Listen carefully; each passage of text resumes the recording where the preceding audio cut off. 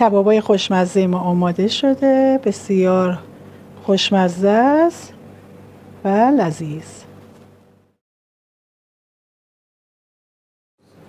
با هم بریم یک کباب تابعی کوچولوی خوشمزه درست کنیم. مواد کباب: گوشت چرخ کرده، پیاز، تخم مرغ، ادویه. کنار کباب هم گوجه و سیب زمینی. پیاز رو رنده می‌کنیم داخلش. احتیاجی نیستش که آب پیاز رو بگیریم.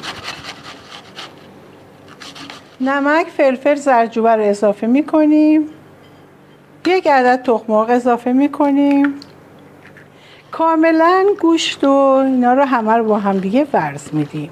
انقدر ورز میدیم که کاملا چسبنده بشه. گوشت رو کاملا من ورز دادم. وقتی میفهمیم ورز خوبی دادیم، ببینید تای کاسه ما کاملا چرب میشه، دست منم کاملا چرب میشه، یعنی گوشت کاملا خوب ورز خورده. پس آماده است. سیب زمینی ها رو هم برش میزنم.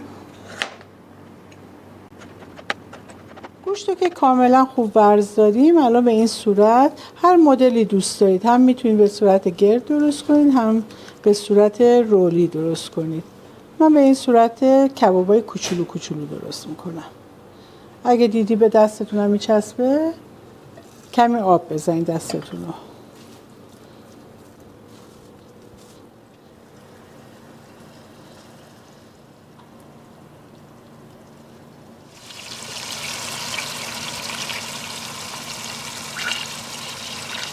سیب زمینی رو هم توی روغن داغ اضافه میکنیم. برنجم داخل پلوپز ریختم، روشنش کردم. گوجه ها رو هم این روهاشو کاملا بگیرید، از وسط دو نصف میکنیم، آماده میکنیم برای سرخ کردن. کبابا رو برمیگردونیم. این کبابا رو زیاد نباید سرخ کنیم، باید نرم و آبدار باشه کبابش.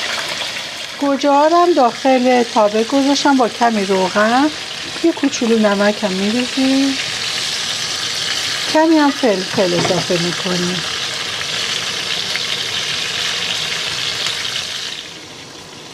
گوجه ها که یه طرفش آماده شد برمیگردونیم، دوباره درش رو میذاریم که نرم بشه. ما آماده شد این کبابای کوچولوی ما. اینم گوجهمون که آماده شد، اینم سیب زمینی ها.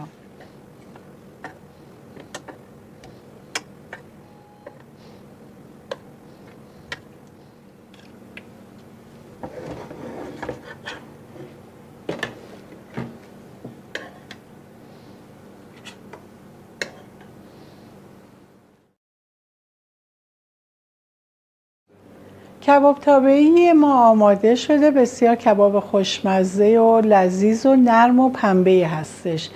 امیدوارم که خوشتون بیاد. ممنون از اینکه همراه من بودید. کباب تابعی ما ببینید چقدر خوشمزه است، مغز پخت. نگاه کنید کباب تابعی ما، ببینید چقدر خوشمزه آماده شد.